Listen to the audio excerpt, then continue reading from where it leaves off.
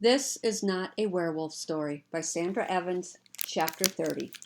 Once upon a time, there was a happy ending. Let me break it down for you.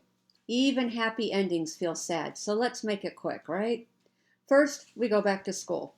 Marianne skips down the steps, throws her arms around me, and squeezes me so tight I burp. How's that for a hero's homecoming? My belch cracks everyone up, but Marianne doesn't seem to mind. She keeps saying I'm the most heroic boy in school. I'm not sure what kind of lie Dean Swift has come up with to explain it all, so I just smile. Now, if I can figure out how to make the things I want to say to her sound like words instead of gastric distress, maybe she'll do a slow dance with me at the Christmas party this year. My armpits get sweaty just thinking about it. Ha! There's something I didn't miss when I was a wolf. Nervous perspiration. Jack is my new best friend. He's rough on the outside, but smooth on the inside. Like the birch branch we found last week in the woods. I'm showing him how to carve. For a mobster, he has excellent fine motor skills. Right now, we're making Sparrow that rod. Sparrow is still Sparrow. When he heard that I had come home, he ran and hid under his bed. He wouldn't come out until I had crawled under there with him. No easy feat since I gained a lot of weight in the woods. Berries and raw meat apparently meet all of a wolf boy's nutritional needs and then some. The police are looking for Tuffman. If they ever find him, he'll be charged with fraud for pretending to be me and writing letters to my dad and asking for money. I'd tell the police to go check out the new cougar at the Woodland Park Zoo, but then they'd send me off to the loony bin, and that has to be worse than being stuck in a cage or a wolf skin. Vincent never says he's sorry again. Look, he says instead one day, I sawed this from the tree and cleaned it up for you. It's the red bike from the old oak.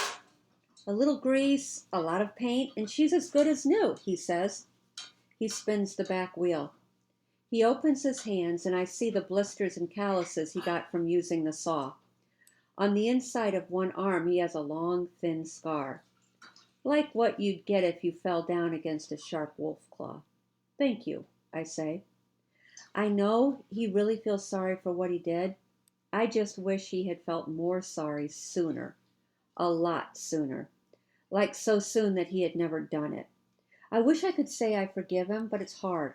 I still wake up some nights in a cold sweat, my head filled with the cougar's screech and the sight of him pouncing on White Wolf. Vincent tries to explain it. One night he tells me how White Deer calls him Raven whenever he goes into the woods. I don't want to be a bird, Raoul, he says. I don't ever want to change. I want to stay the same. I just look at him when he says that. Everyone changes. We can't help it. And maybe if he tries to be a raven, he won't be such a chicken anymore. One day when I'm not so mad at him, I'll try to help him figure out that when you change, part of you stays the same. There's more than one of you inside you. Don't be afraid of that. We were made for this world, and we belong everywhere in it, wearing all the skins that fit us. And what about White Wolf? She came back the very next Friday at sunset.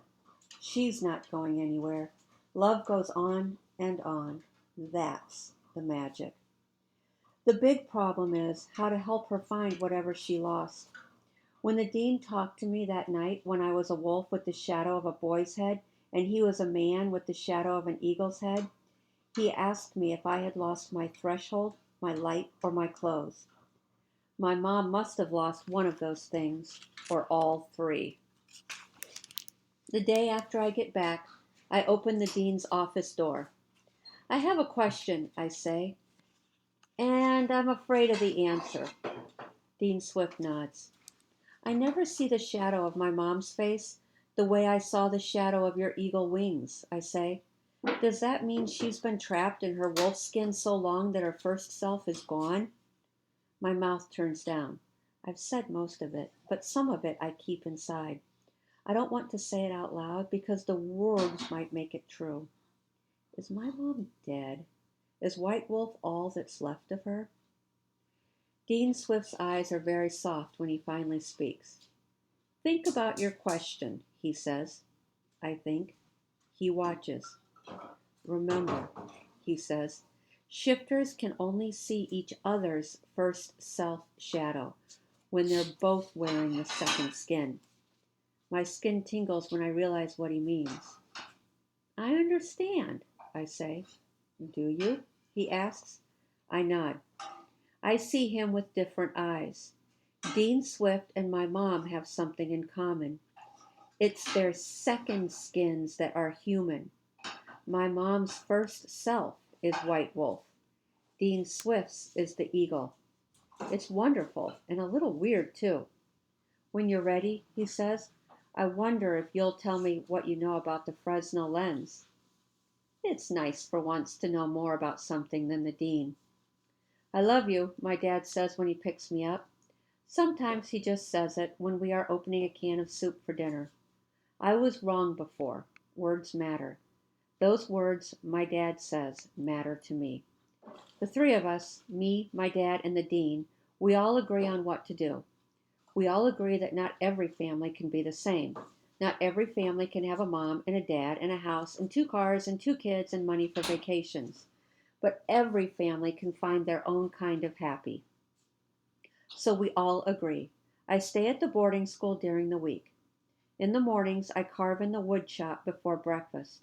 At lunch, Mary Ann sits next to me and tells me stories about soul-stealing, shape-shifting otters. In the evening, Jack and I work on what the counselor calls our social skills. That means I try to talk more and Jack tries to talk less. Cook Patsy is the new PE teacher. First thing, she burned the vomit troughs. Soon we will all be ripped. Miss Turn doesn't come back. Something tells me she's parachuting into the jungle, a knife in her teeth and a rifle strapped to her back, looking for tiger poachers. On the first day of school, the new reading teacher rips up the curriculum and eats it in front of us. Gollum's cage is still empty. Jason made Bobo a little wheeled seat that attaches to her hind leg. She runs way faster than before. There's a lot I don't understand. I think I'm becoming a wanderer, like Dean Swift. The less I know, the more there is to discover. On Fridays, I still take the cubs fishing. On Friday afternoons, my dad rides his bike over from the ranger station to pick me up. He hugs me. We bike out to the lighthouse together. My legs are finally long enough for that 10-speed. On Sunday mornings, he meets me at the lighthouse again. We bike over to the ranger trailer. We draw maps. We make plans. We talk a lot. And we think even more. We sit under the cedars by the lake and we wait for white deer.